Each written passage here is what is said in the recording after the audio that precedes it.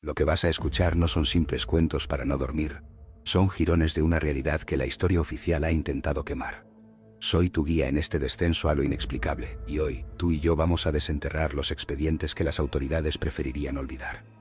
¿Estás preparado para que tu mundo se agriete?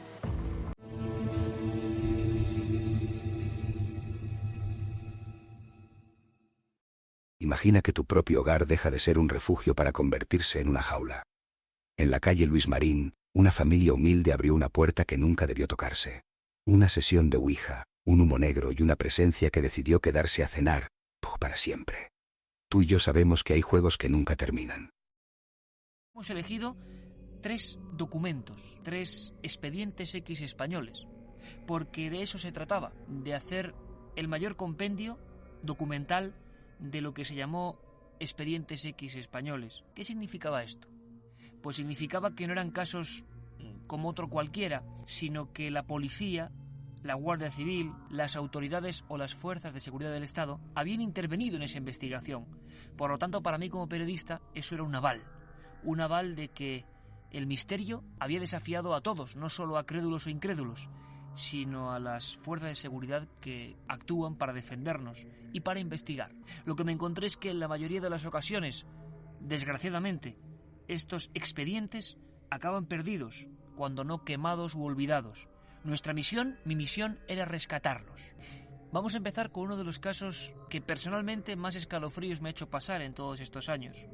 Ocurrió en una casa y eso siempre genera cierta pátina de inquietud, por no llamarlo de otra manera, porque cuando uno ve cosas en el cielo, investiga enigmas históricos, es algo ajeno. Cuando el fenómeno extraño ocurre en tu propio domicilio, en tu propia casa, en tu propia ubicación familiar, pues claro, la cosa cambia. Lo sentimos como una amenaza. Estamos conviviendo, durmiendo, despertándonos con un fenómeno extraño. Y eso, os lo aseguro, es francamente incómodo. La otra realidad. Fenómenos extraños. Misterios sin resolver. Milenio 3. En la SER.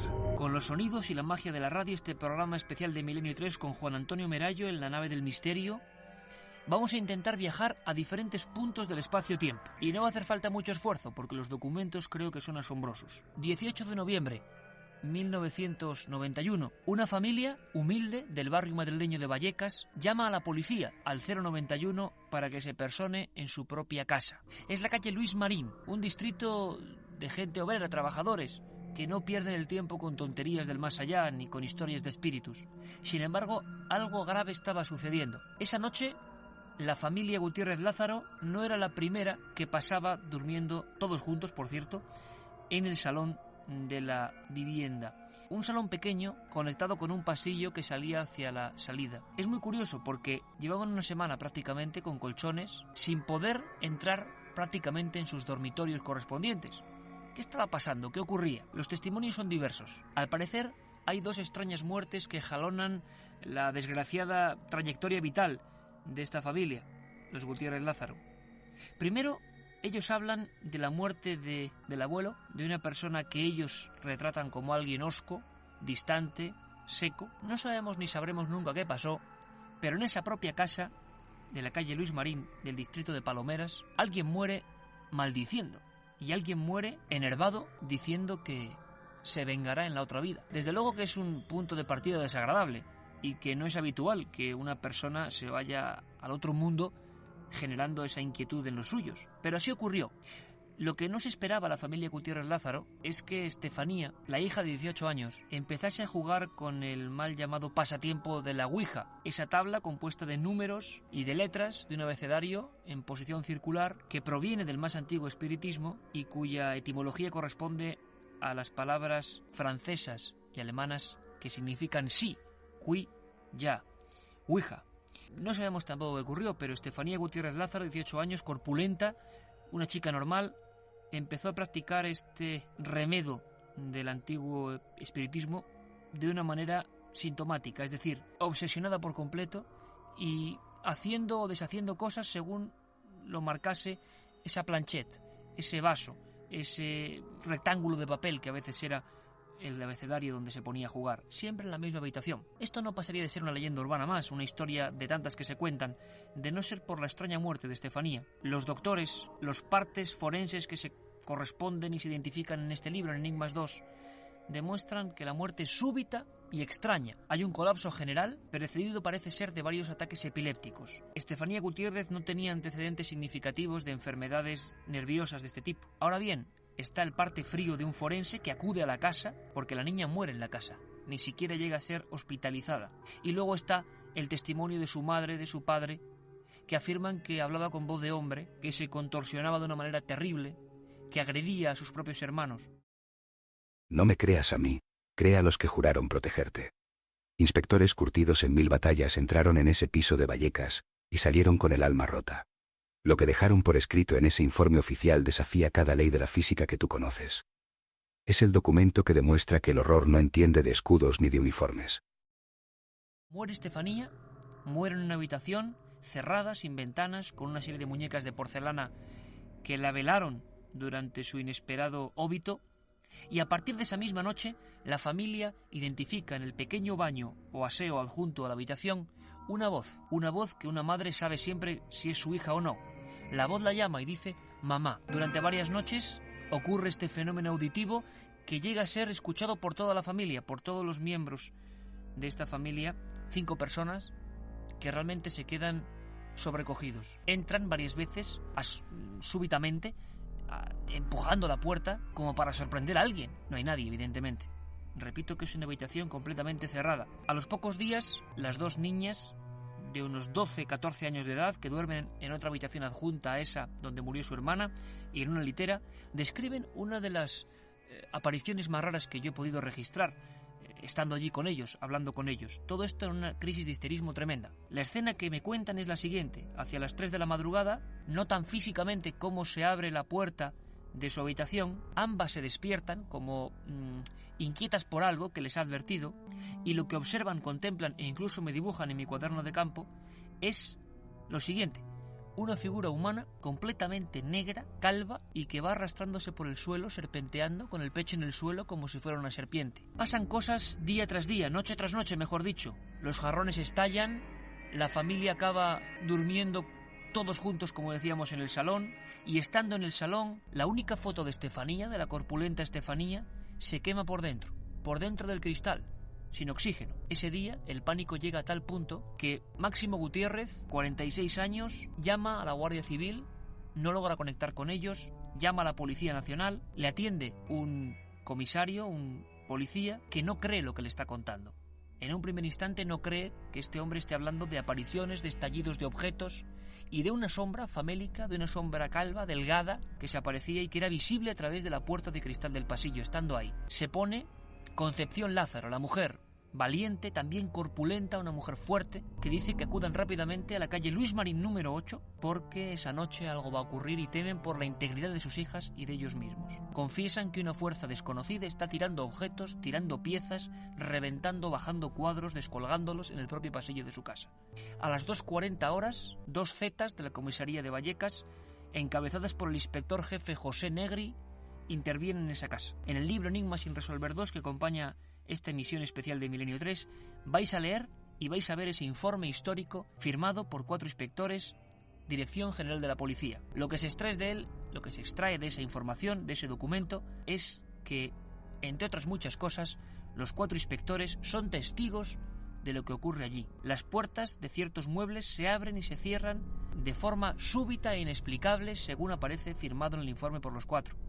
Que llegan a desenfundar las armas reglamentarias, que escuchan una serie de voces y que en un momento dado, en el dormitorio de los hechos anómalos que antes hemos comentado, caen del techo, o mejor dicho del aire, sin llegar a ser del techo, algo que el Z2 identifica como babas, que en última instancia, antes de salir de la vivienda, contemplan como un póster es rasgado por una especie de garra de un lado a otro, y como uno de los policías asegura que un crucifijo adherido a la pared se ha girado y el Cristo se ha caído, se ha desprendido de él. Todo eso en un parte oficial histórico de la Policía Nacional. Escucha bien, porque este es el sonido del dolor puro. Concepción Lázaro no solo perdió a su hija Estefanía, tuvo que soportar que el más allá le devolviera su voz entre los susurros de una casa maldita. Es el calvario de una madre que escuchó el eco de los muertos en su propia cocina. ¿Puedes sentir su escalofrío? Programa que se sumerge en el otro lado de la realidad. Milenio 3. Con Iker Jiménez y todo su equipo en la SER. Como es lógico, en Milenio 3 quisimos escuchar la voz de los protagonistas de esta historia, de este genuino expediente X español, y que nos lo contaran ellos.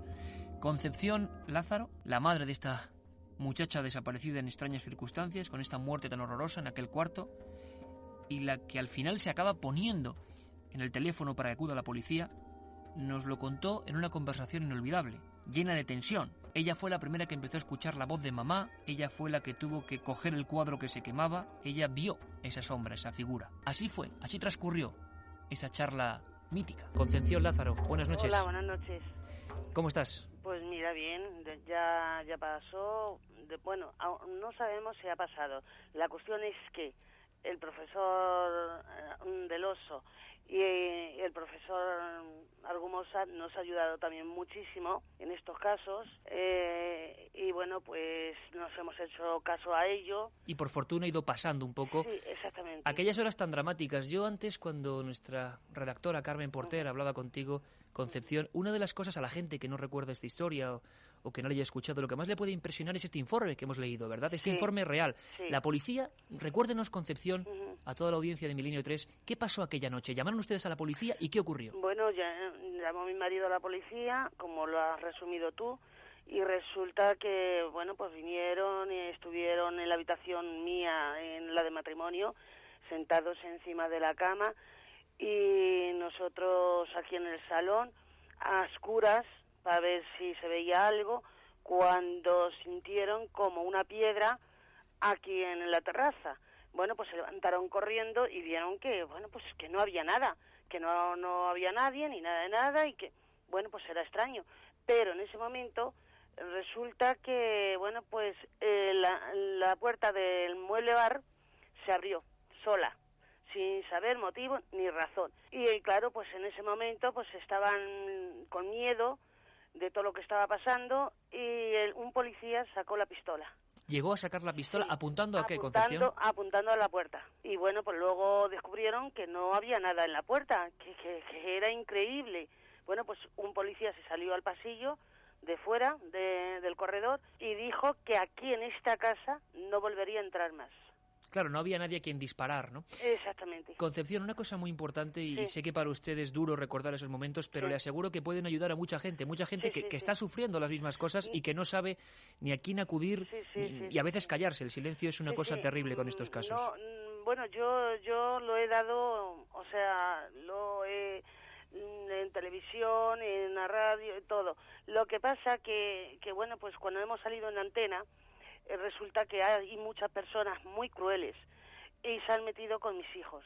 Y ahora incluso, con el tiempo que llevamos, yo me he enfrentado a muchas personas, pero chicos de 18, 19 años, y que se han metido con el niño y le llaman fantasma. Realmente la gente es cruel cuando no entienden las cosas, porque su hija, Estefanía Gutiérrez Lázaro, 18 años, era practicante de la Ouija, ¿verdad? Sí. ¿Qué ocurrió? ¿Qué ocurrió aquella noche en que ella dejó de vivir, por desgracia? Ay. Eso fue espantoso. Bueno, pues vino de estar con el novio en el parque. Cuando el novio se fue, estuvo cenando aquí el novio con ella, y bueno, pues se fue, y ella me dijo, dice, mamá, me voy a la cama. Digo, vale, hija. Cuando nada más que acostarse, se puso encima de la cama, sentada, diciendo que le dolía mucho la cabeza y echando espuma por la boca. Cuando llamé a la doctora, me vino y me dijo que llamase a mi familia. Y le dije que por qué motivo. Y ella, antes de todas estas cosas, me hacía unas cosas muy raras, muy extrañas, se quedaba como en coma y empezaba a poner voces, digamos. Sí, entonces yo la dije en una ocasión, digo, Estefanía, ¿ves algo, hija? ¿Ves a personas así? Y me decía que veía personas agarradas de la mano, todas, y que la estaban llamando, pero que ella no veía la cara. No veía el rostro. No, nada más que lo que es el cuerpo, y que la llamaban. Desgraciadamente, Concepción, lo decíamos en el informe, su hija fallece en la casa, ocurre un trauma tremendo para toda la familia y a partir de ese momento empiezan a pasar cosas. ¿Qué les ocurría en su casa, en el barrio de Palomeras? ¿Qué ocurría? Pues nos tiraban los vasos, se movían las cosas, nos abría las puertas y bueno, pues en resumidas cuentas que incluso se ponía en el pasillo. ¿Llegabais a ver algo en algún momento, alguna figura? ¿Cómo era? Sí, era...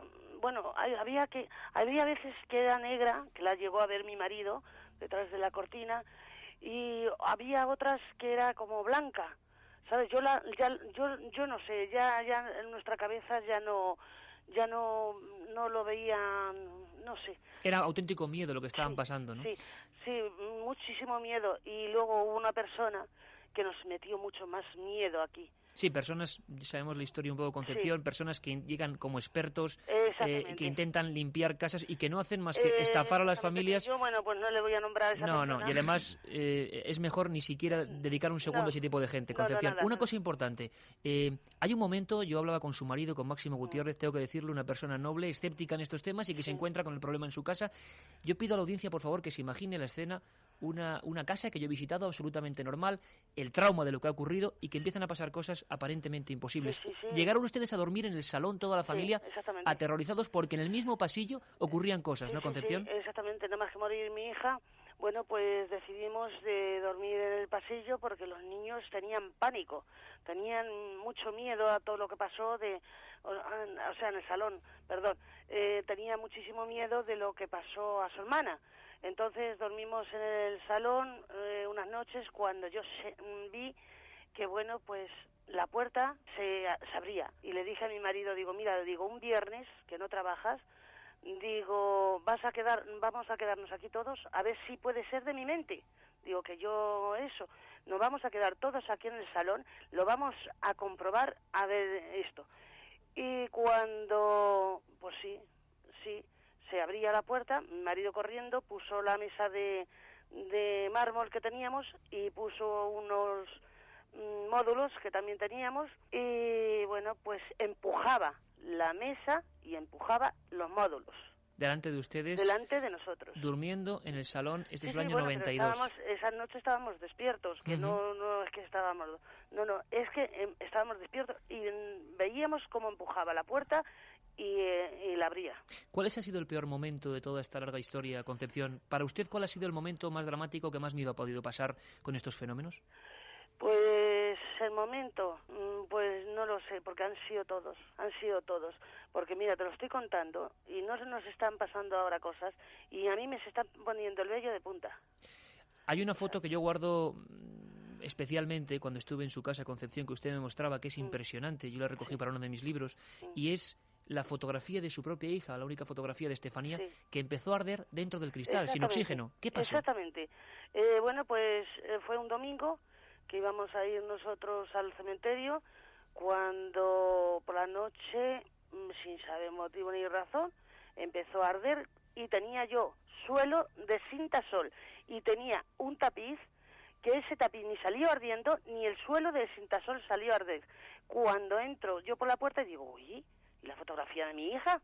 Digo, ¿dónde está? Cuando miro al suelo y estaba ardida en el suelo. Por dentro del cristal. Por dentro del cristal, que todavía la conservo. Sí. O sea que era impresionante. Fue una cosa fuera de serie. Y yo la oigo a mi hija que me llamaba, mamá, y yo me volvía... ¿Y era la voz de su hija, Concepción? Sí. Y yo por las noches la oía decir, mamá, y decía yo a mis hijas, ¿sois vosotras las que me habéis llamado? ¿Os pasa algo? No, mamá, nosotros no te hemos llamado. Y entonces ya me quedaba yo, pues, sorprendida. La policía Concepción estuvo aquella noche histórica para los temas extraños, 19 de noviembre del 92, no le dio ningún consejo, ¿verdad? ¿Qué iba a decirle la policía? No, nada más que llamase al investigador famoso. Y realmente no pudieron hacer absolutamente nada, se fueron de aquella noche y no volvieron nunca más. No, en absoluto. Y más, los he vuelto yo a llamar y aquí a mi casa no han venido. Concepción, simplemente queríamos tener su testimonio, decirle que estamos con ustedes para cualquier cosa que nos necesiten y que su testimonio es muy importante para mucha gente, como veremos hoy, que están ocurriendo, están viviendo esas cosas y no saben ni a qué acudir. La información puede ser el primer arma para combatir esto. Sabemos que no está pasando ya nada en su domicilio, que se ha mitigado todo y les deseamos de corazón que eso sea así para siempre. Yo le dije al profesor Jiménez del Oso una vez que se me había puesto las bombillas blancas por dentro, con humo, cuando me dijo, dice, tírala por el balcón, dice, tírala cuando no haya nadie por el balcón. Eso es lo que hice, y ya no se han vuelto más a poner. Este señor, como el otro, me han ayudado muchísimo. Lo sabemos, Concepción. Gracias. Se lo agradecemos mucho y ayuda a mucha gente que está pasando ahora mismo, y hoy conectaremos con ellos, escenas de este tipo. Muchas gracias y que de verdad nada vuelva a soliviantar a su familia. Un abrazo. Muchísimas gracias. Adiós. Hay citas a las que nunca deberías acudir. En las vías de Terrassa, 2 hombres decidieron que este planeta se les quedaba pequeño. Dejaron una nota para los extraterrestres y entregaron su vida al metal del tren. Un pacto de sangre con el infinito que dejó una estampa que te revolvería el estómago. Tenemos todas las respuestas delante de nosotros. Ahora solo tenemos que entenderlas. Milenio 3, en la SER. 20 de junio de 1972, 6 de la mañana. El operario de Renfe, de la estación hoy deshabitada de Torre Bonica, cerca de Tarrasa, en Barcelona, se aproxima al lateral de la vía después de encontrar un bulto sospechoso. Al caminar unos pasos, se da cuenta de que es un hombre. Está decapitado. Unos 2 metros más allá, en el andén contrario, hay otro bulto. Es otro individuo, algo mayor. La cabeza es irreconocible. Está situada a más de 5 metros del tronco.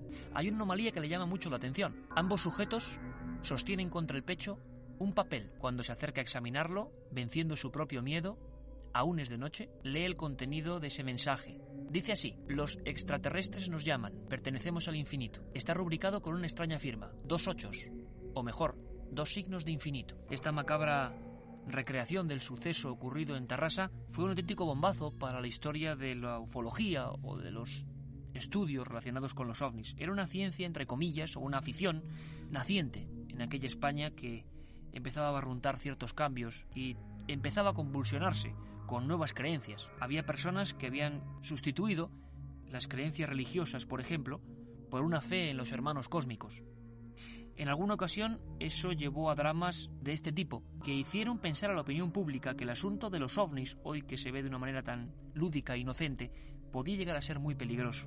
La pregunta era evidente: ¿quiénes eran esos individuos? ¿Por qué se habían inmolado de esa manera juntos en la vía del tren? ¿Por qué llevaban esa nota en el pecho? ¿Quién se la había dejado? Uno de ellos era Juan Turu Vallés, empleado textil, de 21 años tan solo. El otro, José Félix Rodríguez Montero, natural de Aguadulce y de 47 años de edad. Los dos amigos, ufólogos, es decir, investigaban casos de ovnis cercanos a su región y hacían incluso pequeñas fichas. Cada uno en su casa tenía una pequeña biblioteca. Y lo más asombroso es que al llegar la policía y la Brigada de Investigación Criminal a ambos domicilios, se encuentran varias cartas mecanografiadas que vais a encontrar en este libro, en Enigmas sin resolver 2. Las cartas personales de los 2 suicidas de Tarrasa, que se despedían de sus amigos y que decían, con una frialdad increíble, enviando un saludo cósmico, que esos libros, esas bibliotecas, quedaban a entera disposición del grupo, del misterioso grupo, que nunca se identificó. Y después aseguraban que cuando tuvieran noticia en la prensa, ellos ya estarían viajando al centro cósmico, al centro galáctico. Ambos murieron mirando a Júpiter, convencidos de que se dirigían a ese lugar.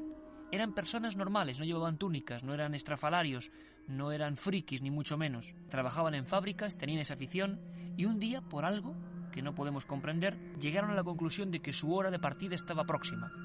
Algunos cuentan que en un paraje cercano habían observado eso, ovnis, lo que tanto perseguían. En su archivo personal aparecieron varias fotografías con misteriosas esferas sobrevolando el cielo, en un paraje cerca de Tarrasa.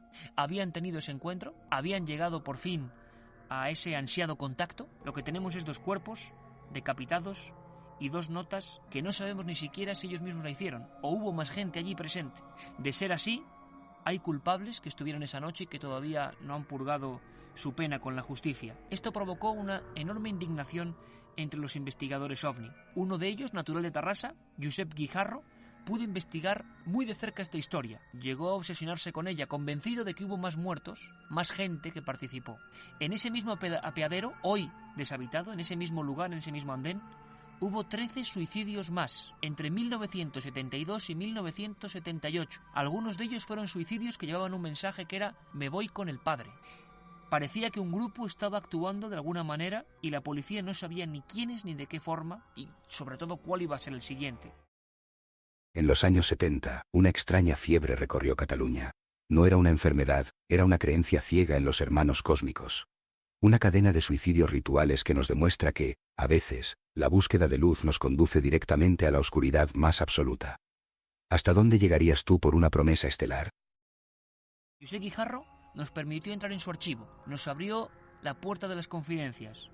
Él vivía a pocos metros de ese misterioso lugar, poco querido por la mayoría de lugareños de Tarrasa. Así nos lo contaba en Milenio 3. Yo todavía no me lo explico, porque, como bien sabes, José Félix Rodríguez Montero, que era el mayor en edad, y Joan Turballés se conocieron a raíz de un anuncio publicado en Algo, y en menos de 3 semanas terminaron juntos sus vidas en los raíles de la vía del tren. Algo muy importante debieron de vivir o algo muy trágico tuvieron en lo que verse envueltos para que, si realmente se suicidaron, pusieran ellos de motu propio fin a sus vidas de esta manera, especialmente cuando ambos dos tenían puntos de vista, pareceres tan radicalmente distintos el uno y el otro. Me explico. Joan Turballés era un joven inquieto como lo puede ser tú, como lo puedo ser yo, como lo puede ser cualquiera de las personas que hoy, esta noche, escuchan Milenio 3. Así era Joan Turballés, que destacó especialmente por relacionarse con un centro, todavía existe hoy, el Centro de Estudios Interplanetarios de Barcelona, y estuvo recabando sobre todo mucha información en una zona que entonces llamaba la atención. Tú también la conoces, se trata de las Concas de Tivisa, una árida zona cercana a Mora de Ebro, en la que se especulaba con la posibilidad de que pudiera existir una suerte de base extraterrestre.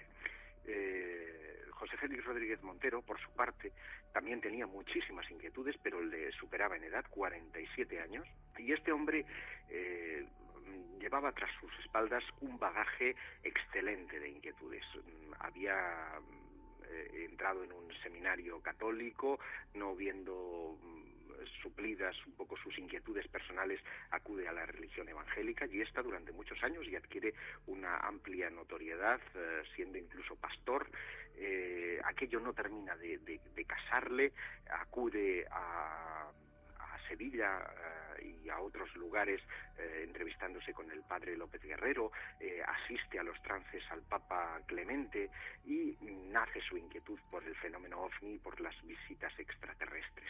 Es un hombre tan enigmático que sus amistades íntimas le llaman el venusino y no les faltaba nada de razón porque, según pude constatar, él mantenía no solo contacto abierto con lo que creían inteligencias del espacio, sino que además tenía una buena colección de fotografías de los alrededores de Tarrasa, concretamente en un punto kilométrico de esa misma vía, situado más hacia Sabadell, en la que había podido incluso captar ovnis diurnos.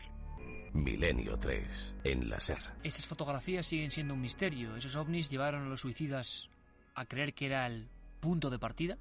¿Quién sabe? Lo cierto y verdad es que durante años ocurrieron cosas por imitación o porque había una señal de un grupo que nunca se identificó. Realmente... La oscuridad es contagiosa, no lo olvides. 2 adolescentes, seducidos por el eco de los suicidas de Tarrasa, buscaron su propio camino hacia el centro galáctico en un apeadero olvidado de Lérida. Una inmolación que nos recuerda que el abismo siempre busca nuevos ojos en los que mirarse. Trágica. En la serie de libros Enigmas sin resolver vais a encontrar todos los documentos. Y en esta segunda parte, una secuela de este caso que a mí me conmovió. El 2 de octubre de 1978, 2 muchachos de tan solo 16 y 18 años, Juan José Vargas y Francisco Saureu, deciden copiar milimétricamente a los suicidas de Tarrasa. Y lo hacen de una manera increíble. También se apean en otro lugar abandonado, Artesa de Lérida. También escriben una serie de mensajes que aparecen desperdigados. En este caso, ambos muchachos, 16 y 18 años, llegan a tal frialdad que días antes regalan a sus compañeros de colegio compases, escuadras, cartabones, con una sonrisa en los labios, diciendo: no os preocupéis, ya no lo vamos a necesitar más. Fui a Lérida y efectué un seguimiento de las últimas horas de estos muchachos y acabé realmente impresionado. En una de las vías principales de esta ciudad catalana, ellos pasan el tiempo escribiendo nerviosamente el día de su muerte y desaparición. Consumen 12 cafés cada uno y cuando se alejan, al camarero le dejan una propina exorbitada. No lo había podido olvidar. Este hombre los detiene en el umbral de la puerta y les exhorta, les dice que realmente se han pasado con la propina. Los dos muchachos, cuyas fotos observáis en el libro, se giran, llueve en Lérida esa noche, sonríen y dicen: no te preocupes, un día es un día y hoy es el día. Nadie sabe qué pasó después. Esa noche aparecen los dos abrazados en la vía del tren, sin cabeza. Los zapatos están limpios, a pesar de que todo el entorno estaba embarrado. ¿Qué había ocurrido? Es el caso de los suicidas de Lérida. Para la policía fue un auténtico misterio. En Cataluña sabían que gente se había inmolado en las vías del tren. ¿Pero por qué? Algo tan burdo como creencias en que los extraterrestres estaban ya aquí y se los iban a llevar. ¿Cómo es posible? La investigación en algunos de estos casos corrió a cargo de uno de los pioneros de la policía científica española, Salvador Ortega Mayén. Él nos hablaba así de preocupado, recordando aquellos años, aquellas extrañas creencias y aquellas muertes sin explicar. En aquella época, el suicidio de este tipo representaba, pues te dije antes, un gran reto, porque no encontraban ningún nexo de unión en las muertes violentas de esta forma, y sobre todo cuando se trataba de personas acompañadas, o sea, aún menos, ¿no? Se llegó a pensar incluso en la aparición de una secta de inmolación que pudiera naturalmente pues haber adoctrinado o haberlos encaminado por la senda del suicidio, lo que yo te decía antes, ir adelantando pasos para llegar más pronto al dios o al gurú. No se puede encontrar otra explicación, pero tampoco se encontraron sectas de este tipo en aquella época. No había entonces la información que hay hoy, ni siquiera los lazos que pudieran naturalmente entretejerse entre sectas o grupos de este tipo que pudieran adoctrinar a la gente hacia su propia muerte en aras de algo que nunca se llegó a poner naturalmente claro. La otra realidad. Milenio 3, en la cadena SER. Para terminar, viajemos a 1934. Una cocina en Zaragoza se convirtió en el epicentro del pánico. Una voz burlona, amenazante, que surgía de una hornilla para desafiar a la policía y al ejército. El duende de la hornilla no era un cuento de abuelas, era una presencia real que se reía de nuestra ignorancia. ¿Quién te asegura que no hay alguien escuchándonos ahora mismo desde tu pared? Inicios del mes de noviembre de 1934, pleno centro de Zaragoza, en un piso de familia acomodada, algo empieza a suceder. Es algo insólito, absurdo, grotesco. En la hornilla de la cocina del segundo piso de esa planta parece que ha surgido una voz chillona, lejana, que profiere frases, nombres, Trudis, Antonio, o dice palabras como quiero luz, cobardes, o voy a matar a todos los habitantes de esta maldita casa. Lo que tiene que ser una broma, evidentemente, empieza a convertirse en broma pesada, desde luego. Ingenieros, guardias de asalto, técnicos en construcción y las fuerzas vivas, encabezadas incluso por el propio gobernador civil de Zaragoza, don Otero Mirelis, acuden a esa casa y se dan cuenta de que ni en tuberías, ni en antenas, ni en zanjas, no hay ningún tipo de cableado ni de posibilidad de transmisión de esa voz que ya el pueblo ha bautizado como Duende de Zaragoza. Esta historia tan anómala acabará convirtiéndose en portada del diario Times. Una noticia sorprendente: Zaragoza, ciudad en aquella época de unos 300.000 habitantes, convulsionada por una voz que surge en una cocina. Una voz que a veces tenía tendencia a hablar en determinadas horas o con determinadas personas, como un niño, Arturo Grijalva. Ocurrieron muchas cosas. La bola de nieve fue haciéndose cada vez más grande. La voz amenazaba. El 27 de noviembre, un decreto del propio gobernador civil impide la información de este tipo de sucesos. La prensa no podrá acudir a esa vivienda. Las personas se agolpaban queriendo escuchar al duende. La ciudad temía por una ruptura del orden establecido, del orden público. La voz seguía. Incluso algunas personas son utilizadas, como Asunción Jiménez Álvarez, se supone, en esta investigación que yo planteo, para conectar con esa fuerza. El espiritismo todavía era una ciencia, una creencia, una práctica naciente en esa España de los años 30. Estamos todavía hablando de 2 años antes de la Guerra Civil. Por cierto, que toda la información policial de este caso se quemó en la Guerra Civil. Ya es casualidad. Al final se aísla la casa, se mantiene sin vecinos, se llega a deshabitar por completo toda la manzana. Se cava una zanja de 1,15 m, rodeando todo el entorno, y la voz sigue. Varios psiquiatras aseguran que pudiera ser quizá la criada, Pascuala Alcocer, la que provoca con ventriloquía inconsciente, algo desde luego desconocido hasta entonces, esas voces. Lo publica la prensa, Como siempre ocurre, la gente con poco criterio lo cree. A los 8 días, estando Pascual Alcocer a cientos de kilómetros de Zaragoza, la voz vuelve a insistir con más fuerza. Os voy a matar, dice.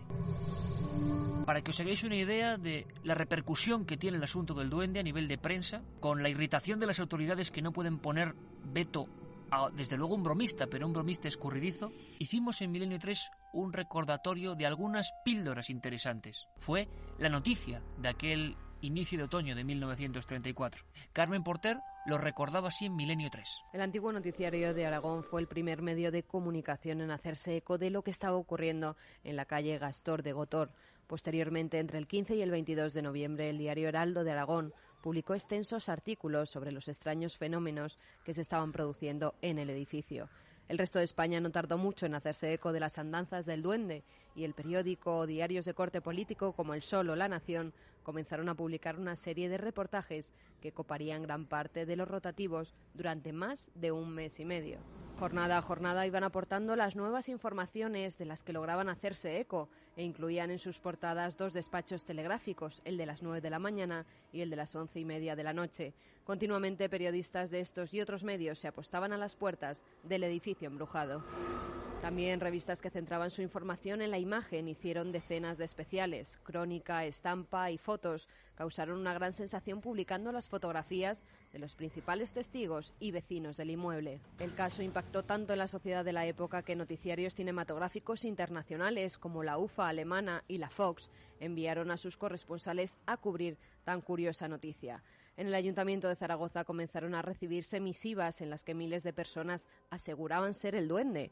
En la estafeta de correos los empleados se quejaban, ya que se recibieron 11.000 cartas, algunas de ellas con remitentes estrafalarios, tales como a la ciudad fantasma, o direcciones del tipo Callejón de los Lamentos. Incluso hubo cartas de amor dirigidas al duende y misivas llegadas desde Portugal, Alemania o Londres.